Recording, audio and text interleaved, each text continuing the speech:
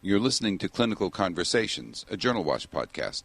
It's for the week ending October 9, and it's podcast number 60. Joe Elia here. Guess what? The deadline for taking the survey has been extended. The more responses, the merrier, and so there's still a $5 gift certificate for those who do take it. And to do so, go to podcasts.jwatch.org for further details. Thank you. This time, we talk with Dr. Gary Foster, first author on a study of how weight loss benefits sleep apnea in type 2 diabetes. First, though, a look at the week's principal clinical news stories. The CDC officially released the dosing schedule for the 2009 H1N1 vaccine in MMWR, and kids under 10 will be getting 2 shots, and the rest of us just 1. There are 4 different manufacturers with slightly different age ranges for their formulations, so be sure to visit our website for a link to the MMWR article. The website is podcasts.jwatch.org. You probably already knew this, but about 1/3 of people with chronic back pain completely recover within a year. However, at risk for continued pain are those with previous sick leave related to back pain, those having a high disability level at first visit, and those with a higher perceived risk for persistent pain. The details are in a BMJ article. Finally, in the week's news, the FDA has approved an intrauterine device for heavy menstrual bleeding. The device is already used for contraception, and this is an expanded indication for women who use intrauterine contraception. If you think we've missed an important story this week, please let me know. Now, on to the interview. You're listening to Clinical Conversations. The September 28th edition of Archives of Internal Medicine has an encouraging study on the effects of weight loss on sleep apnea.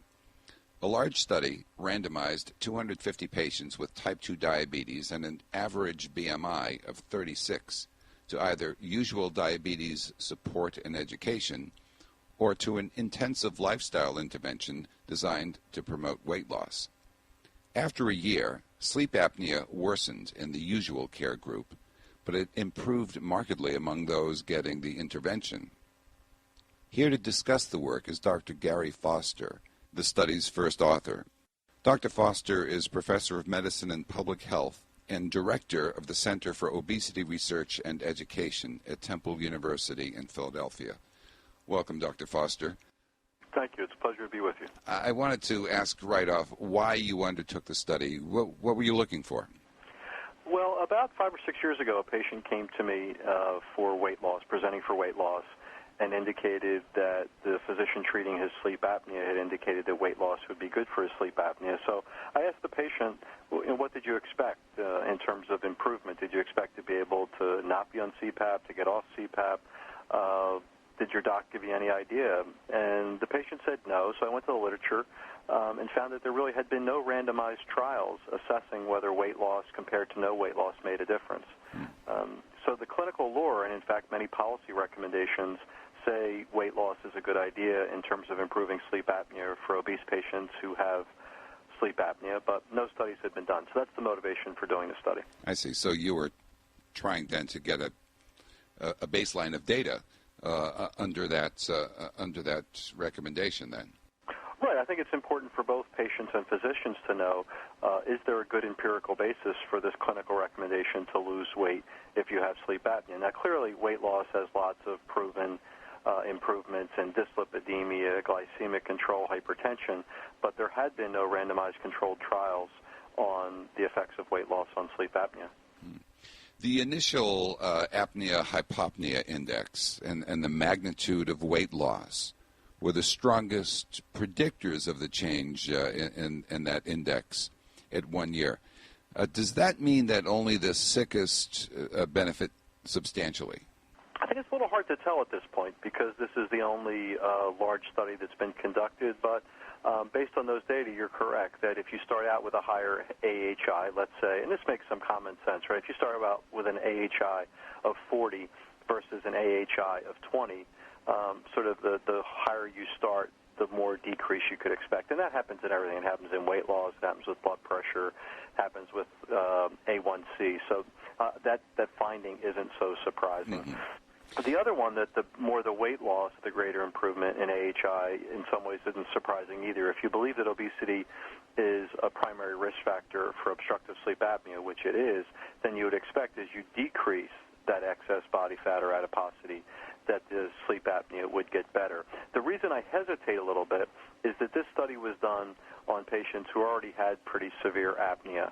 So we just don't know if the results would hold up or be different in people with more mild forms of sleep apnea. So, for example, it may be in folks who didn't have diabetes, had more mild apnea, and were younger, that they actually, all of their sleep apnea remits. We just don't know. So that's why I hesitate a little bit about does it mean this or that. Yeah, I understand. Even a small amount of difference, even though it may not be statistically significant, might make a difference to the patient, though. Is that right? Yeah, I think it's important to underscore that a little bit of weight loss goes a long way in terms of basically most medical conditions that obese patients have, the primary ones being dyslipidemia, hypertension, and type 2 diabetes. When it comes to sleep apnea, the same principle applies. Some is better than none, and I think a lot of patients mistakenly think, look, if I'm not going to lose 50 pounds, I might as well not do anything, and quite the opposite is true.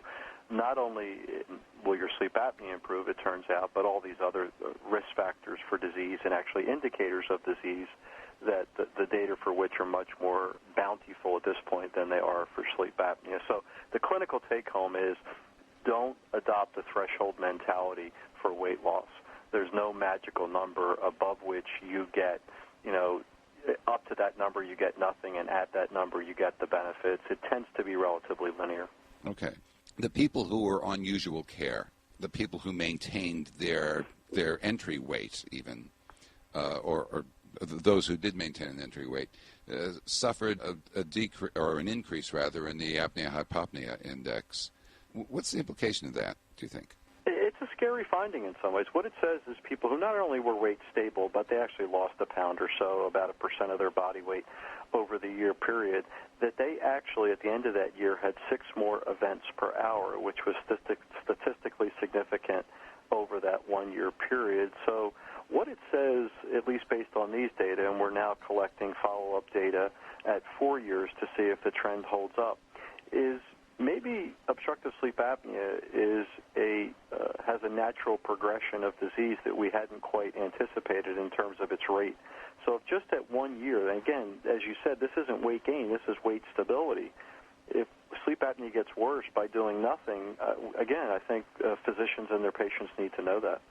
So that was probably a surprise then. A very big surprise, and I think one that should give us some pause about how serious. I think it's clear that how serious obstructive sleep apnea is, but these data would suggest that its rate of natural progression is quicker than we had originally thought. There's going to be a 4-year assessment, as you said. What are you looking for? What would you hope, that there's persistence of that improvement in sleep apnea?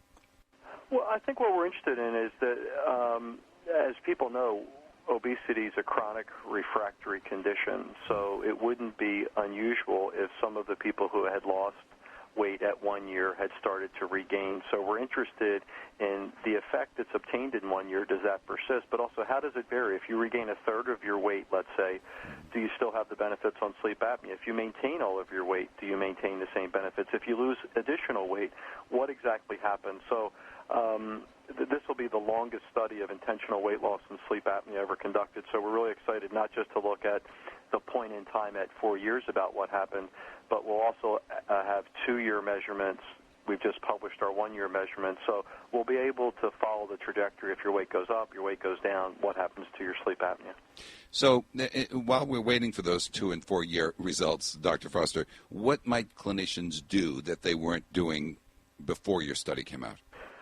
I think 2 things, and one they were probably already doing. But one is to be aware that among obese patients with type 2 diabetes, many of whom are asymptomatic, that our previous study published in Diabetes Care earlier this year suggested that 86% of those patients have obstructive sleep apnea and don't know it. So because it's undiagnosed, it's therefore untreated, and I think that's a serious public health problem. What this current study, published a few weeks ago now, suggests is that a little bit of weight loss goes a long way. So I think there's additional motivation for physicians who are probably already encouraging their patients to lose weight for other reasons to now encourage them to lose weight because their sleep apnea will be improved. All right. Well, thanks so much, Dr. Foster, for your time with us today. My pleasure. Remember that survey at podcasts.jwatch.org. There's a $5 gift certificate in it for you if you do. You can reach Clinical Conversations at 1-617-440-4374, or you can write to me, JELIA, at NEJM.org. Earlier podcasts are all available at podcasts.jwatch.org, where links for all stories can also be found. Clinical Conversations executive producer is Adore Yano. I'm Joe Elia. Join us next time. Enough said.